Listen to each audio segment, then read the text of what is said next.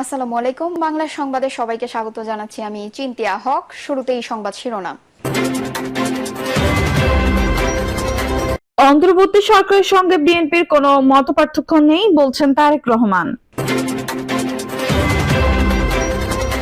এদিকে আওয়ামী লীগ প্রশ্নে বিন্দুমাত্র ছাড় নয় বলছেন নূর। জানাবো নির্বাচনের তারিখ ঘোষণা করবেন প্রধান উপদেষ্টা, বাকিদের কথা ব্যক্তিগত। এবং সর্বশেষ জানাবো নির্বাচন কমিশন গঠন, পূর্বসূরিদের বদনাম ঘোচানোর চ্যালেঞ্জ।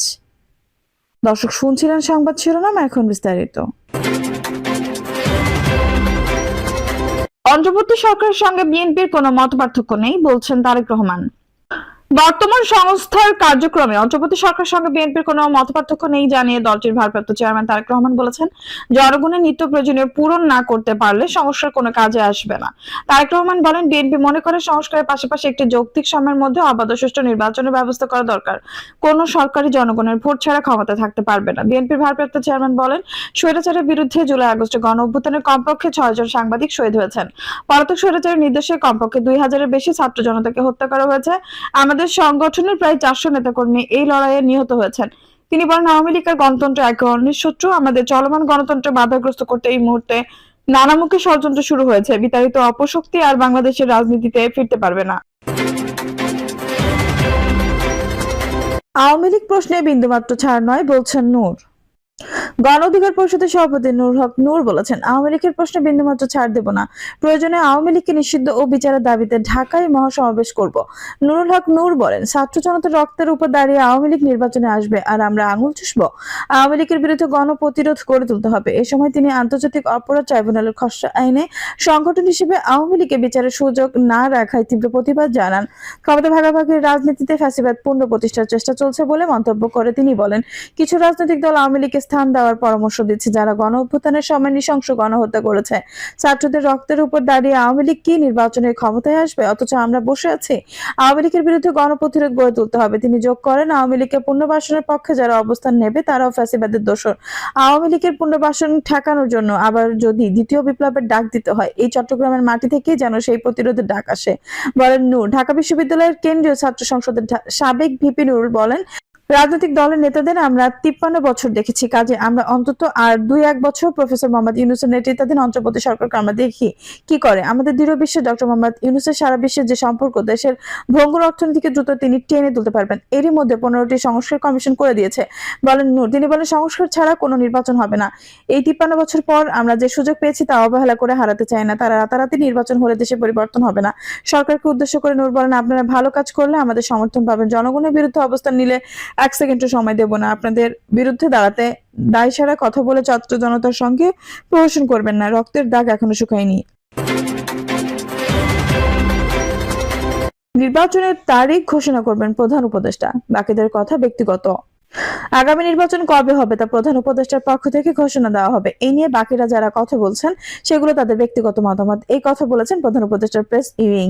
সাংবাদিকদের প্রশ্ন ছিল, নির্বাচন কমিশন গঠিত হয়েছে, এখন মানুষের জানার আগ্রহ কবে নির্বাচন হতে পারে। এর মধ্যে একজন উপদেষ্টা লন্ডনে এক অনুষ্ঠানে বলেছেন 2026 সালের মাঝামাঝিতে নির্বাচন হতে পারে, যা গণমাধ্যমে এসেছে। আসলে নির্বাচন কবে হতে পারে এই প্রশ্নের জবাবে প্রধান উপদেষ্টার উপ প্রেস সচিব অপূর্ব জাহাঙ্গীর বলেন, এখন পর্যন্ত প্রধান উপদেষ্টা বা তার দপ্তর থেকে নির্বাচনের কোনো তারিখ দেওয়া হয়নি। নির্বাচনের তারিখ তিনিই ঘোষণা দেবেন এবং তার পক্ষ থেকে দেওয়া হবে। বাকি যারা বলেছেন তারা নিজেদের মতামত। আরেক প্রশ্ন জবাবে প্রধান উপদেষ্টার আরেক উপ প্রেস সচিব মোহাম্মদ আবুল কালাম আজাদ মজুমদার বলেন, প্রত্যেকের তার মতামত দিতে পারেন, কিন্তু সরকার নির্বাচন কমিশন গঠন করেছে সম্পূর্ণ আইন মেনে। আরেক প্রশ্ন জবাবে উপ প্রেস সচিব আজাদ মজুমদার বলেন, গুম কমিশন সরকারের কাছে আনুষ্ঠানিকভাবে কোনো প্রতিবেদন প্রকাশ করেনি বা জমা দেয়নি। কিছুদিন আগে প্রধান উপদেষ্টা সহ আরো কয়েকজন উপদেষ্টা মিলে গুম কমিশনের সদস্যদের সঙ্গে বৈঠক করেছেন। সেখানে তার প্রতিশ্রুতি দিয়েছেন ডিসেম্বরের মাঝামাঝি তারা একটি অন্তর্বর্তী প্রতিবেদন দেবেন। তার ভিত্তিতে সরকার যদি ব্যবস্থা নেওয়ার প্রয়োজন মনে করে তাহলে ব্যবস্থা নেবে। ব্যাটারি চালিত রিকশা নিয়ে সরকার আইনি প্রক্রিয়ার সমাধান চায় জানিয়ে উপ প্রেস সচিব মোহাম্মদ আবুল কালাম আজাদ মজুমদার বলেন, ব্যাটারি চালিত রিকশা চলাচলে বন্ধে হাইকোর্টের দেওয়া আদেশের বিরুদ্ধে সরকার আপিল করার সিদ্ধান্ত নিয়েছে। সুপ্রিম কোর্টের কাছ থেকে এই বিষয়ে একটি ইতিবাচক সিদ্ধান্ত আসবে বলে আমরা আশা করছি। এ বিষয়ে করা আরেক প্রশ্ন জবাবে আজাদ মজুমদার বলেন, বিষয়টি যেহেতু এখন আদালতে আছে, আইনি প্রক্রিয়ায় সরকার এর সমাধান চায়। নির্বাচন কমিশন গঠন, পূর্বসূরিদের বদনাম ঘোচানোর চ্যালেঞ্জ। সাবেক সচিব এএমএম নাসির উদ্দিনকে প্রধান উপনির্বাচন কমিশনার সিইসি পদে নিয়োগ দেওয়া হয়েছে। একই সঙ্গে কমিশনার হিসেবে 4 জনকে বেছে নিয়েছে সরকার। নির্বাচন কমিশন গঠনের যোগ্য ব্যক্তি খুঁজে পেতে সরকার গঠিত সার্চ কমিটির সুপারিশের আলোকে রাষ্ট্রপতি এই নিয়োগ দেন। গতকাল বৃহস্পতিবার মন্ত্রিপরিষদ বিভাগ থেকে এই বিষয়কে প্রজ্ঞাপন জারি করা হয়। আগামী 5 বছরের জন্য দায়িত্ব পাওয়া এই কমিশনের অধীনে পরবর্তী জাতীয় সংসদ নির্বাচন অনুষ্ঠিত হবে। পাশাপাশি সিটি কর্পোরেশন, জেলা পরিষদ, উপজেলা পরিষদ, পৌরসভা, ইউনিয়ন পরিষদ সহ অন্যান্য সব নির্বাচনও হবে। এই কমিশনের অধীনে 4 কমিশনার হলেন সাবেক অতিরিক্ত সচিব মোহাম্মদ আনারুল ইসলাম সরকার, সাবেক জেলা ও দায়রা জজ আব্দুর রহমান নেল মাসুদ, সাবেক যুগ্ম সচিব তাহমিদা আহমেদ এবং ব্রিগেডিয়ার জেনারেল আবুল ফজল মোহাম্মদ সানাউল্লাহ। বিশেষ বিশ্লেষকরা বলছেন, শেষ 3 জাতীয় নির্বাচন সহ স্থানীয় সরকারের ভোটে ব্যাপক অনিয়ম ও জালিয়াতির ঘটনায় নির্বাচন ব্যবস্থা পুরোপুরি ধ্বংস হয়ে গেছে। এক সময়ের আগ্রহের তুঙ্গে থাকা ভোট থেকে সাধারণ মানুষ মুখ ফিরিয়ে নিয়েছে। ভোটারের মনে আস্থা ফিরিয়ে আনাই হবে নতুন কমিশনের জন্য বড় চ্যালেঞ্জ। তবে অনেকেই মনে করেছেন সাবেক সিইসি কাজী রাকিব, নুরুল হুদা ও কাজী আওয়াল কমিশনকে কাজ করতে হয়েছে দলীয় সরকারের অধীনে। বর্তমান অন্তর্বর্তী সরকারের অধীনে গঠিত নতুন কমিশন অনেকটাই সহসায়ক পরিবেশে কাজ করার সুযোগ পাবে।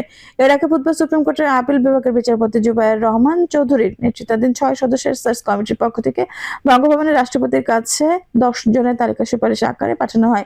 তাদের মধ্য থেকে 5 জনকে বাছাই করে সরকার আগের 3 নির্বাচন কমিশন গঠনের সময় সার্চ কমিটির সদস্যরা বঙ্গভবনে গিয়ে রাষ্ট্রপতির সঙ্গে দেখা করে নাম জমা দিলেও এবার তারা যাননি।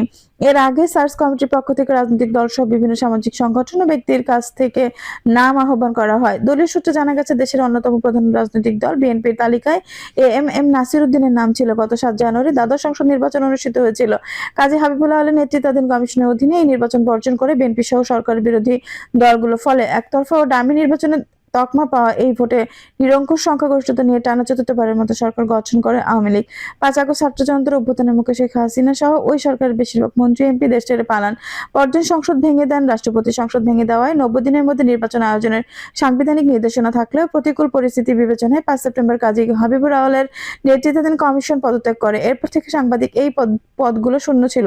প্রশাসন সূত্র জানিয়েছে, দেশের চতুর্দশ সিইসি হিসেবে নিয়োগ পাওয়া নাসির উদ্দিনের আগে জ্বালানি ও খনিজ সম্পদ মন্ত্রণালয়, তথ্য ও স্বাস্থ্য মন্ত্রণালয়ের সচিব এবং জাতীয় রাজস্ব বোর্ডের চেয়ারম্যান ছিলেন। 2010 সালের অবসরে যাওয়া এই আমলাকে সম্প্রতি অন্তর্বর্তী সরকার স্থানীয় সরকার সংস্কার কমিশনের সদস্য হিসেবে দায়িত্ব দিয়েছিলেন। এবার তাকে দেওয়া হলো নির্বাচন কমিশনের দায়িত্ব। নাসির উদ্দিনের পৈতৃক বাড়ি কক্সবাজারের কুতুবদিয়ায়। প্রধান উপদেষ্টা ডক্টর মোহাম্মদ ইউনূসের তিনি সরাসরি ছাত্র ছিলেন। পরবর্তী সময় চট্টগ্রাম বিশ্ববিদ্যালয়ের অর্থনীতি বিভাগের শিক্ষক হিসেবে তারা দুজন পরস্পরের সহকর্মীও ছিলেন। নাসির উদ্দিন বিসিএস 1979 ব্যাচের প্রশাসন ক্যাডারের কর্মকর্তা। প্রজ্ঞাপন জারির পর নাসির উদ্দিন তার স্কার্টনের বাসায় সাংবাদিকদের সঙ্গে আলাপকালে জানান, ভোটাধিকার প্রয়োগে মানুষ যেসব বাধার সম্মুখীন হয়েছিল সেগুলো ঠিক করাই তার জন্য বড় চ্যালেঞ্জ। জুলাই আগস্ট বহু মানুষ প্রাণ দিয়েছেন। এর আগে বহু মানুষের নির্যাতনের শিকার ও গুম খুনের শিকার হয়েছেন। তাদের দাবি ছিল ভোটারদের ফিরিয়ে আনা। মানুষ মুক্ত পরিবেশে পছন্দের প্রার্থীকে ভোট দিতে চেয়েছে, কিন্তু তারা তা পারেনি। 2014, 2018 এবং 2024 সালে মানুষ ভোটের অধিকার থেকে বঞ্চিত ছিল। নির্বাচনে সব দলের অংশ নেওয়ার বিষয়ে নানা আলোচনা চলছে। এই জানতে চাইলে প্রধান নির্বাচন কমিশনার নাসির উদ্দিন বলেন, এই নিয়ে আগাম কিছু বলা যাবে না, কারণ বিভিন্ন দল নিয়ে নানা আলোচনা রয়েছে। ফলে সময় হলে বিষয়গুলো পরিষ্কার হবে। বিএনপির তালিকায় তার নাম থাকা প্রসঙ্গে এক প্রশ্নের জবাবে তিনি জানান, কখনো চিন্তাও করেনি যে তিনি প্রধান নির্বাচন কমিশনার হিসেবে নিয়োগ পাবেন। ফলে এই মর্যাদা তিনি রাখার চেষ্টা করবেন। তিনি সততার সঙ্গে নিরপেক্ষভাবে দায়িত্ব পালন করবেন। তার নেতৃত্বাধীন নতুন নির্বাচন কমিশন সুষ্ঠু, অবাধ ও নিরপেক্ষ নির্বাচন উপহার দেওয়ার জন্য সর্বোচ্চ চেষ্টা চালাবে। নাসির উদ্দিন আরো বলেন, 1991, 2001 সালে মানুষ মুক্তভাবে ভোট দিয়েছে, সেরকম একটি পরিবেশ সৃষ্টি করতে হবে। এটি তো কঠিন কিছু নয়। বিরোধী দল যারা আছে, সব রাজনৈতিক দলই ভোটের অধিকার প্রতিষ্ঠা করতে চায়। তাদের নিয়েই তো আমাকে কাজ করতে হবে। নির্বাচন কমিশনার হিসেবে নিয়োগ পাওয়া আব্দুর রহমানের মাসুদ তৎকালীন প্রতিক্রিয়া দেশবাসীর উদ্দেশ্যে বলেন, দোয়া করবেন। দর্শক, এই ছিল এখনকার সর্বশেষ সংবাদ। নিউজটি ভালো লাগলে অবশ্যই একটা লাইক দিন, কমেন্ট আপনার মূল্যবান মতামত জানান। সবসময় আমাদের পাশে থাকতে সাবস্ক্রাইব করে বেল বাটনটি অন করে রাখুন। ধন্যবাদ।